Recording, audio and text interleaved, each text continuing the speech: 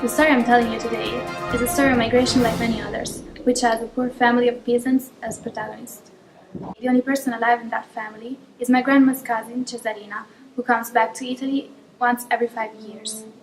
She was 20 when her husband, Mario, decided to leave Filotrano to go to Argentina in order to find a better life for them and for the baby that she was bringing in a womb. The journey was offered by the Italian government because Argentina needed peasants to work the land, and the long crossing lasted 20 days. It was a proper help for Cesarina because she was pregnant. When they arrived in a town far from Cordoba, they were disappointed from what they saw there. In fact, people were poorer than they were in Filotrano. They refused to keep working as peasants, so they moved to Cordoba, which was a big city full of opportunities. They lived in a neighborhood with people from Marche, and they used to get together every night to play cards or to listen to people playing the accordion. Cesarina describes Argentinians as very kind and welcoming, as they never felt discriminated for being Italian immigrants.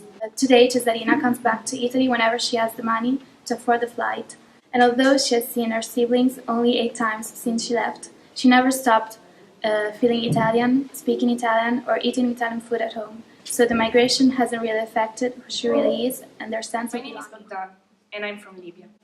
I clearly remember the day when in my country of origin, squares were packed with dwellers who rebelled against the police. I especially remember when my father was stopped by the police and forced to shoot his friends. Obviously, he refused, so he was arrested and he lost his job. My mother had a hard life too. She was forced to shoot innocent people.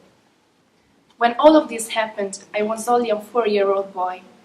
I was petrified by all of that, because I heard explosions anywhere and anytime.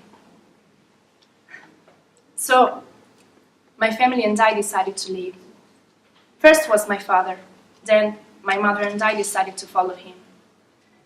I knew that when I left, I would probably miss my place and especially my friends. We've heard a lot of stories of migrants at that stage who decided to left everything look for better conditions, maybe in another country.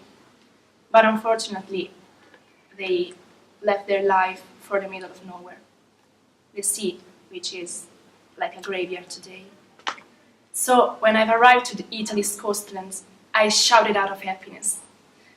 Me and my family didn't really know what our future would be like, but we were sure that it would probably be better than our past. Hello, I'm Nicole Rossini. I'm gonna tell you the story of Cuneo Rossini, my grandfather's uncle, who became Julio.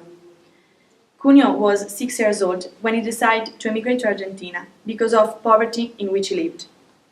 He didn't have a passport or identity card, so he had to get to the village of General da Madrid as an illegal refugee, hidden under a skirt of an overweight woman, a friend of his family, during the whole voyage. He traveled for about 20 days in dire conditions, and when he arrived to destination, he was registered with a wrong name. They couldn't spell his name, so he became Julio instead of Cuneo. That's weird, isn't it? A different name. I wonder what's like being called suddenly with a different name. Anyway, back to our story. Once there, he became a man. He married and he got 3 wonderful kids. But he completely lost tracks about his family, who was still in Italy. Only a few years ago, my family decided to look for him, and thanks to a local priest that helped us with the search, we managed to reconstruct the story of his life.